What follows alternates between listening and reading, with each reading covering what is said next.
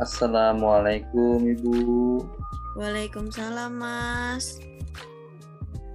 Gimana kabarnya, Mas? Ya, alhamdulillah lumayan sehat Bu. Lumayan sehat ya. Semoga nanti menjadi lebih sehat ya. Alhamdulillah, amin Bu. Sebelumnya kita belum pernah bertemu ya, Mas. Belum Bu. Ada pepatah tak kenal maka tak sayang. Jadi alangkah baiknya kita perkenalan terlebih dahulu ya. Perkenalkan, nama Ibu Cynthia Dewi, bisa dipanggil Ibu Cynthia atau Ibu Dewi, senyamannya aja mau panggil apa. Dengan siapa saya berbicara? Ya, saya dengan Rianto Wahyudi Bu. Saya panggil Ibu Dewi aja kali ya Bu, lebih simpel Bu. Baik, iya nggak apa-apa mau panggil Ibu Dewi atau Ibu Cynthia, nggak apa-apa apa aja. Gimana tadi belajarnya, Mas Rian? Alhamdulillah menyenangkan Bu, tapi walau ada sedikit gangguan sih Bu, gangguan sedikit tidak mudeng. Belajar lebih giat dan bersemangat lagi ya Mas Rian. Insya Allah ya Bu, itu pasti harus. Ibu senang sekali kamu datang ke sini Rian. Iya Bu, ini saya sedang ingin konseling dan meminta pendapat dari Ibu. Oh boleh sekali Mas Rian, kira-kira apa nih yang bisa Ibu bantu? Ya gini Bu, saya ingin minta pendapat dari Ibu, bisa nggak Bu kira-kira Bu? Sangat senang sekali bila kamu ingin meminta pendapat dari Ibu, dan Ibu juga akan selalu membantu kamu. Sebelumnya Mas Rian sudah pernah melakukan proses konseling atau ini yang pertama kalinya Mas untuk melakukan proses konseling?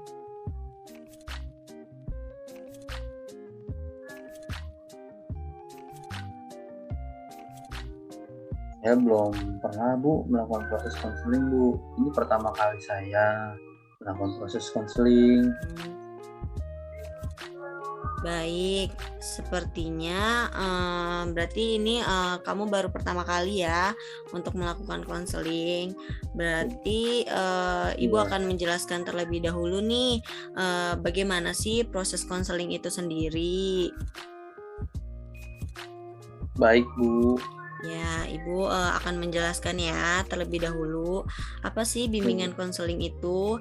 Jadi, bimbingan konseling merupakan suatu proses bantuan atau pertolongan yang diberikan oleh pembimbing atau konselor seperti Ibu kepada individu atau konseli, yaitu Mas Rian, melalui pertemuan tatap muka atau hubungan timbal balik antara keduanya, agar konseli mempunyai kemampuan atau kecakapan melihat dan menemukan masalahnya, serta mampu memecahkan masalahnya sendiri, atau proses bantuan atau pertolongan yang sistematis dari pembimbing atau konselor gitu. Jadi konselor nih membantu konseli melalui tatap maya atau tatap muka, karena sekarang lagi COVID ya, jadi bisa melakukan kayak lewat Zoom seperti Mas Rian dengan Ibu, keduanya untuk mengungkap masalah konseli, seperti Mas Rian ingin berkonseling dengan Ibu, sehingga si konseli mampu melihat nih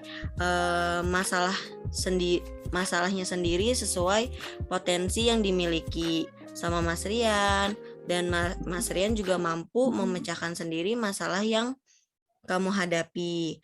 Namun perlu diketahui juga bahwa tetap ada pengawasan dan bimbingan dari konselor ya. Tuh, jadi untuk kita sama-sama mengentaskan masalah yang sedang Mas Rian hadapi atau yang sedang kamu lalui. Sampai sini ada yang ingin kamu tanyakan, Mas Rian? Atau masih ada yang bingung nih dari penjelasan Ibu? Ya, Bisa ditanyakan ya. eh, eh, untuk penjelasannya sih sebelumnya terima kasih Bu. Alhamdulillah saya sudah paham.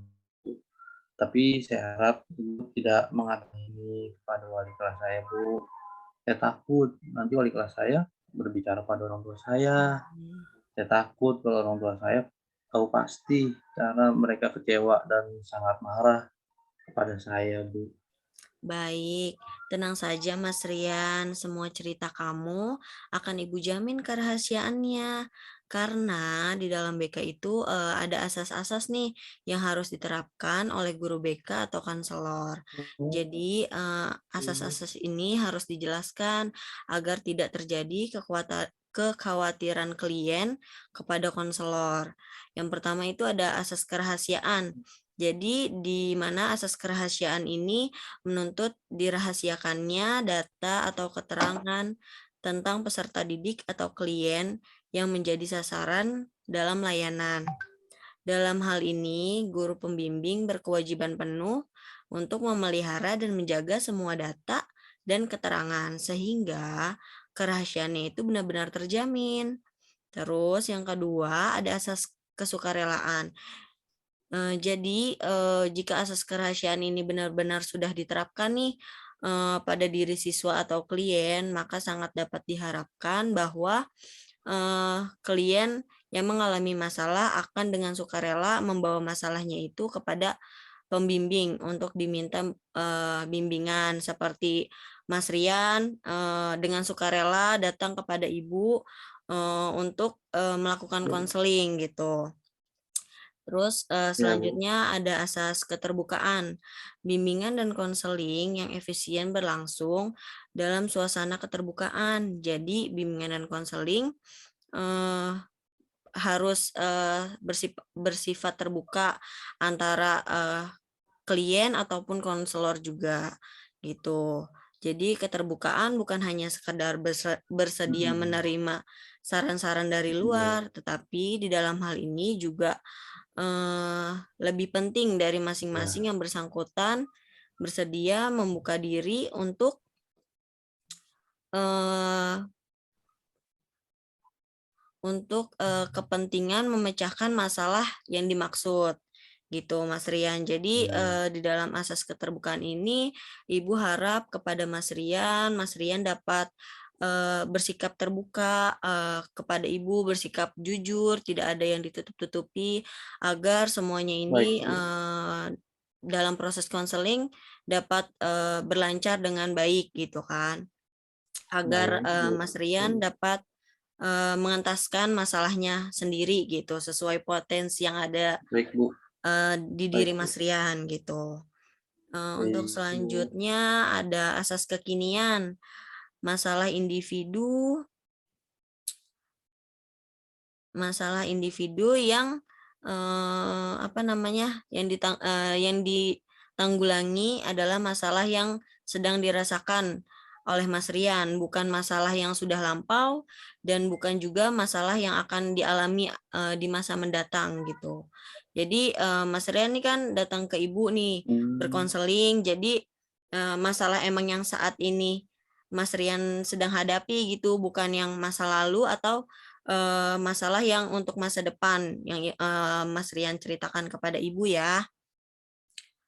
Terus, di Iya dalam Bu. asas, kekinian ini juga mengandung pengertian bahwa konselor itu tidak boleh, menunda-nunda pemberian bantuan gitu. Jadi konselor harus, mendahulukan kepentingan klien daripada, kepentingan yang lain atau kepentingan diri sendiri gitu. Mmm. Selanjutnya ada asas kemandirian. Dalam pemberian layanan, pembimbing hendaknya selalu menghidupkan, kemandirian pada diri orang yang dibimbing. Jangan sampai nih orang yang dibimbing itu menjadi tergantung kepada orang lain, khususnya bergantung pada pembimbing atau konselor. Seperti, Mas Rian nih kayak udah, respect banget gitu kan sama ibu, apa-apa cerita gitu. Terus Mas Rian kayak selalu mengandalkan atau selalu apa ya? Kayak selalu mengandalkan ibu gitu. Jangan sampai seperti itu ya Mas. Jadi Iya, eh, Bu. Baik, Bu. ketika Mas Rian sudah melakukan konseling ini, Mas Rian harus mampu nih memecahkan masalahnya gitu kan. Iya, Bu. Ibu juga dalam konseling ini hanya membantu gitu, tapi Mas Rian sendirilah yang menentukan memecahkan jalan keluarnya gitu, sesuai Iya, potensi Bu. yang Mas Rian miliki gitu. Iya, Bu. Jadi selanjutnya itu ada asas kegiatan. Jadi di mana usaha layanan bimbingan dan konseling akan memberikan hasil yang tidak berarti bila individu yang dibimbing tidak melakukan kegiatan dalam mencapai tujuan-tujuan bimbingan. Jadi hasil-hasil usaha bimbingan tidak tercipta dengan sendirinya. Jadi seperti kayak apa ya? Tidak tercipta sendirinya itu, tetapi harus diraih nih oleh individu atau klien yang bersangkutan itu sendiri gitu. Terus Iya, Bu. selanjutnya ada asas kedinamisan, di mana upaya layanan bimbingan dan konseling menghendaki terjadinya perubahan dalam individu yang dibimbing, yaitu perubahan tingkah laku ke arah yang lebih baik. Terus perubahan tidak hanya sekedar mengulang hal-hal yang bersifat monoton. Jadi kayak misalnya nih Mas Rian udah melakukan perubahan, tapi kayaknya tuh perubahannya itu-itu aja gitu loh, nggak yang sampai melangkah maju lebih baik lagi gitu. Jadi melainkan perubahan yang selalu menuju ke Iya, suatu Bu. pembaruan yang lebih baik lagi, yang sesuatu yang lebih maju lagi gitu untuk Iya, kedepannya benar. untuk Mas Rian gitu. Terus yang kedelapan Baik, ada Bu. asas keterpaduan. Layanan bimbingan dan konseling memadukan berbagai aspek individu yang dibimbing. Sebagaimana diketahui, individu yang dibimbing itu memiliki berbagai segi keadaannya tidak saling serasi dan terpadu, justru akan menimbulkan masalah bagi Mas Rian sendiri gitu. Terus yang selanjutnya ada asas kenormatifan. Di dalam asas ini, usaha bimbingan dan konseling tidak boleh bertentangan dengan norma-norma yang berlaku, baik dari norma agama, norma adat, norma hukum negara, norma ilmu, ataupun kebiasaan sehari-hari ya. Jadi asas kenormatifan ini diterapkan harus isi maupun proses penyelenggaraan bimbingan dan konselingnya gitu. Terus yang selanjutnya ada asas keahlian. Untuk di dalam asas keahlian ini, layanan bimbingan dan konseling secara teratur, sistematik, dan dengan mempergunakan teknik-teknik serta alat yang sudah memadai ya. Untuk para konselor perlu mendapatkan latihan secukupnya. Sudah dengan itu akan dapat mencapai keberhasilan usaha pemberian layanan yang konselor berikan kepada klien, seperti konseling yang Ibu berikan kepada Mas Rian gitu. Selanjutnya ada asas alih tangan, Iya, di mana asas ini mengisyaratkan bahwa bila kemampuan untuk membantu klien belum dapat terbantu sebagaimana diharapkan, maka konselor itu harus memberikan mengalih tangankan proses konseling ini kepada yang lebih ahli. Sepertinya kayak misalnya nih Mas Rian misalnya lagi sakit, misalnya sakit atau demam atau flu gitu. Terus Mas Rian datang nih ke Ibu, karena Ibu bukan yang berwajib, maksudnya bukan ahlinya gitu, malah Ibu alihkan Mas Rian kepada yang lebih ahli seperti dokter gitu ya. Terus dan terakhir ada asas tuturi handayani. Jadi di dalam asas ini menunjukkan pada suasana umum yang hendaknya tercipta dalam rangka hubungan keseluruhan antara pembimbing dan yang dibimbing. Jadi antara Ibu dan Mas Rian. Sampai sini paham Mas Rian atau ada yang ingin ditanyakan? Alhamdulillah sih paham, Bu. Ternyata banyak juga ya, Bu, asas-asasnya, Bu. Ya, memang banyak asas yang harus diterapkan nih oleh guru BK. Jadi memang harus sesuai dengan prosedur yang ada gitu untuk melakukan proses konseling. Jadi tidak sembarangan orang bisa melakukan proses konseling seperti ini gitu. Oh, gitu ya, Bu. Ya, baik karena kamu sudah memahami asas-asas yang ada di dalam BK dan sudah tidak ada yang ingin ditanyakan lagi, maka selanjutnya apakah kamu bisa menceritakan masalah apa nih yang sedang Mas Rian hadapi saat ini? Mari kita bersama-sama untuk mengentaskan masalah yang sesuai masalah yang Mas Rian hadapi. Bisa diceritakan Mas Rian?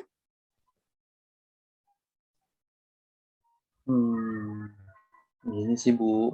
Saya mempunyai kebiasaan buruk yang sedang saya alami dalam sebulan terakhir inilah.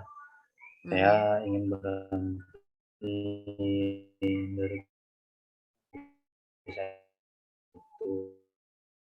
Karena saya merasa terganggu. Untuk belajar pun saya tidak konsen, tidak bisa konsen. Mm-mm.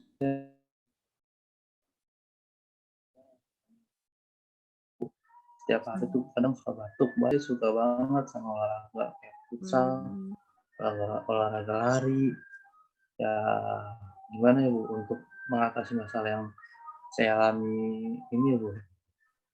Sebelumnya kalau Ibu boleh tahu apa nih yang sedang Mas Rian alami? Ini, Bu, masalah yang sedang saya alami itu yaitu saya merokok, Bu. Hmm.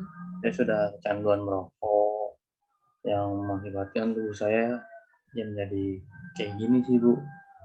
Kayak kurang fit gitu sih, Bu. Beda dengan dulu, suka lemas gitu dan cepat lelah. Kadang kalau saya olahraga gitu. Baik. Sejak kapan Mas Rian sudah merokok, Mas? Ya kapan ya? Seingat saya sih, saya sejak kelas 3 SMP, Bu. Dan baru sekarang nih Mas Rian merasakan dampak dari merokok. Sebenarnya sih sudah lumayan lama, Bu. Hmm. Namun ini sudah semakin terasa aja sih dampaknya. Baik. Ibu ingin tahu bagaimana sih awalnya Mas Rian ini bisa merokok, Mas? Ya, jadi begini, Bu. Awalnya dulu itu pada saat duduk di bangku kelas 3 SMP, Hmm. saya sedang bolos sekolah sama teman-teman. Karena berangkatnya saya kesiangan jadi ya bolos gitu, Bu. Dan Hmm. pada saat bolos saya diajak ya ke tempat kayak rental PS gitu, Bu, Hmm. sama kedua teman saya. Dan di sana juga pemilik rental menjual rokok. Nah, pada saat itulah teman saya sudah pada ketagihan rokok sudah lama. Pada saat itu juga teman saya membeli rokok dan merokok di tempat itu, Bu. Dan mereka menawarkan rokok pada saya, Bu. Dan saya menerimanya aja lagi ya untuk coba-coba, Bu. Tapi saat habis satu batang rokok, saya merasakan kayak ketagihan gitu sih, Bu. Dan besoknya saya dikasih oleh teman bermain saya juga, Hmm. rokok juga dikasih. Nah, disitulah awal saya merokok yang sampai sekarang kayak susah untuk dihentikan, Bu. Bisa juga saya dikategorikan orang yang udah ketagihan lah untuk merokok. Hmm. Tuh. Baik, sekarang apa yang kamu inginkan nih untuk kedepannya gitu, Mas? Nah, sebenarnya sih saya ingin berubah, Bu, dan ingin mencoba untuk menghentikan kebiasaan kebiasaan-kebiasaan merokok saya, ya Mmm. intinya saya mau minta tolong penjelasan Ibu untuk supaya saya kebiasaan merokok saya secara penuh Bu, untuk berhenti gitu. Mmm, apakah kamu sudah mencobanya untuk, berhenti, dari merokok, kebiasaan buruk Nah merokok itu? nah itu dia sih Bu, udah saya pernah coba namun hasilnya ya nihil Bu, nol. Kamu tahu merokok itu apa? Dan dampaknya bagaimana untuk kesehatan kamu? Saya hanya paham beberapa aja sih Bu, dan itu hanya juga Mhm. kayak lihat-lihat dari baca-baca aja. Saya hanya paham dampaknya, yaitu batuk sama paru-parunya kotor dan kadang suka ketagihan, itu aja sih Bu kadang yang saya lihat. Hmm, baik, bagus kalau Mas Rian, sudah mengetahui nih sedikit demi sedikit, tentang, bahayanya rokok gitu kan bagi kesehatan. Ibu ingin menambahkan sedikit ya, merokok itu tindakan di mana kita itu, menghisap asap rokok dari batang rokok, menghisap itu langsung, masuk ke dalam tubuh kita dan mengakibatkan asap rokok tersebut masuk ke paru-paru kita. Nah, dampaknya membuat, kita menjadi batuk, susah bernafas, dan cepat lelah juga. Dan juga, rokok itu membuat ketagihan karena ada zat adiktif yang menyebabkan kita susah untuk menghentikannya. Namun apabila Mas Rian mau berusaha, pasti bisa untuk, menghilangkan kebiasaan buruk tersebut. Wah, kalau saya sih kalau untuk menghilangkan kalau bener-bener bisa, saya mau banget Bu, saya mau berusaha. Tapi ini dia Bu, dengan cara apa ya Bu? Apa usaha Mas Rian yang lakukan selama ini? Nah, saya udah berusaha sih Bu, menghentikan kebiasaan rokok saya. Ya kayak dengan tidak bermain dengan teman saya yang ngerokok, namun hasilnya Mhm. percuma dan saya malah menjadi kayak berani gitu Bu untuk ngerokok di rumah. Mmm, baik, lalu pekerjaan orang tuamu apa, Mas Rian? Kalau untuk ayah saya sih karyawan swasta, kalau untuk ibu Mhm. saya ibu rumah tangga Bu. Di rumah apakah Mas Rian memiliki kakak atau adik?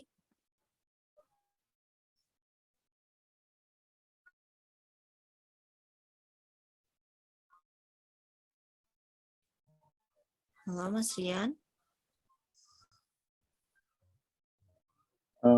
Saya punya adik 2 Bu. Baik, Mas Rian pernah melihat orang-orang yang ketagihan merokok atau narkoba tidak? Mmm, pernah sih Bu, tapi kayak yang ngeliat-ngeliat kayak di berita gitu, kayak berita di TV gitu Bu. Begitu menderitanya bukan hanya melawan rasa sakit aja ya, Mas. Iya iya Namun Bu, mhm, ya, namun walaupun dia menderita, sudah ketagihan berat, mereka bisa berubah. Karena apa? Karena mereka, eee, mau bekerja keras untuk berubah menjadi yang mhm, lebih baik, dengan cara sedikit demi sedikit. Coba mmm, deh Mas Rian menirunya. Mas Rian belajar berusaha dengan tekun. Kasihan juga kan orang tua Mas Rian yang setiap hari pergi pagi dan untuk, pagi-pagi untuk membiayai, Mas Rian sekolah. Kasihan juga adik-adik Mas Rian yang nantinya akan menjadi tanggung jawab Mas Rian juga. Karena kan Mas Rian anak pertama nih ya, eee, Ibu iya Bu, yakin Mas Rian pasti bisa gitu berubah menjadi yang lebih baik lagi, lebih dari sekarang dan membuat orang tua Mas Rian, menjadi lebih bangga lagi sama Mas Rian. mmm, iya Bu, sebelumnya terima kasih. Namun kalau boleh tahu dengan cara apa ya Bu? Mas Rian bisa, kalau biasanya kalau misalnya dikasih uang saku, ditabungin tidak? Jangan dibuat membeli rokok ya, ditabung sedikit nggak apa-apa. Namun sisanya dibuat beli jajan aja. Makanan tapi ya dibelinya. Tapi kalau aku nggak beli rokok, Bu, terkadang teman saya pada suka ngasih gitu sih, Bu. Hmm, Ibu kalau ingin merubah perilaku maupun kebiasaan buruk ibu menggunakan metode dengan cara menulis di kertas larangan. Jadi larangan apa nih yang mau ibu rubah gitu kan? Jadi ibu selalu membawa kemana-mana. Tujuannya agar apa? Agar ibu bisa mengingat kalau ibu ingin berubah menjadi yang lebih baik dan menjauhi kebiasaan buruk itu. Dan alhamdulillah hasilnya efektif. Hmm, Mungkin saya juga bisa dengan metode itu ya, Bu. Namun sekali lagi ketagihan saya yang kadang dihilangkan itu. Jangan khawatir, pasti Mas Rian bisa mengatasinya kok. Insya Allah ya, Bu. Mudah-mudahan ya, Bu. Amin. Amin. Ibu punya cerita nih tentang pengalaman teman ibu. Dia sama seperti kamu, mempunyai kebiasaan merokok. Dia bisa kok mengatasinya dengan cara merubah aktivitasnya di rumah, dengan cara membantu ayahnya. Di setiap pagi dia sering berolahraga agar nafasnya lebih stabil juga. Dan membuat daftar rokok yang biasanya satu hari dia bisa menghabiskan satu bungkus rokok, dengan dia membuat daftar merokok, dia menulis bahwa hari berikutnya itu akan mengurangi satu rokok di setiap harinya. Yang tadinya satu bungkus bisa berkurang menjadi 7 batang, dan juga di hari selanjutnya berkurang jadi 6 batang, 5 batang gitu kan. Lalu dia mencoba menguranginya satu persatu tuh dalam jangka waktu selama 1 bulan. Dan dia berhasil juga. Sekarang dia tidak merokok lagi. Dan sehabis itu dia mendaftar untuk melamar pekerjaan dan sangat mudah karena sudah tidak merokok lagi. Hebat juga ya, Oh, hebat.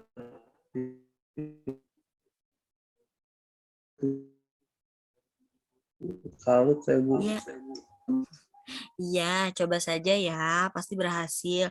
Ibu yakin kok kamu adalah orang yang sangat bekerja keras dan mau berusaha untuk menjadi lebih baik lagi. Iya, Bu. Tidak merokok itu menyenangkan kok. Memang. Iya, tidak merokok itu menyenangkan. Kayak suami ibu saja, tidak merokok, selalu ceria. Iya ya, Bu ya. Saya mau berusaha dengan cara merokok dalam kesehariannya. Dan aku yakin sih pasti bisa sih, Bu. Pasti bisa. Gimana, kamu sudah merasa ada pandangan untuk mengatasi kebiasaan buruk merokok kamu itu? Hmm, Insya Allah sudah, Bu. Dan saya juga menemukan cara untuk menghentikan kebiasaannya itu, Bu. Wah, langkah yang sangat bagus ya, karena sudah menemukan jawabannya nih.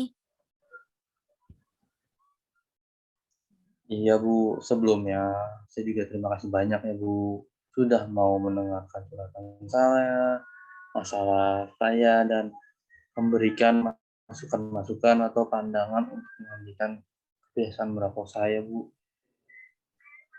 Iya, sama-sama Mas Rian. Ibu juga sangat senang nih kamu mau berbagi pengalaman kepada ibu. Jangan sungkan-sungkan ya datang ke sini. Ya mau berbagi pengalaman yang menarik ataupun pengalaman yang kurang menarik atau tidak mengenakan, silakan saja. Atau mau meminta pendapat, silakan datang ke ibu ya. Baik, Bu. Nanti saya akan sering-seringlah berdiskusi atau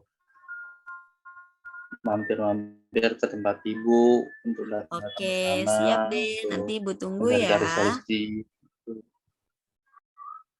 Baik, Bu. Ibu, terima kasih ya, Bu.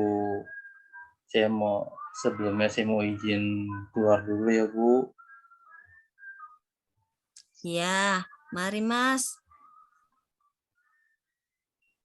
Ya, Bu, saya pamit dulu ya, Bu. Assalamualaikum. Waalaikumsalam warahmatullahi wabarakatuh.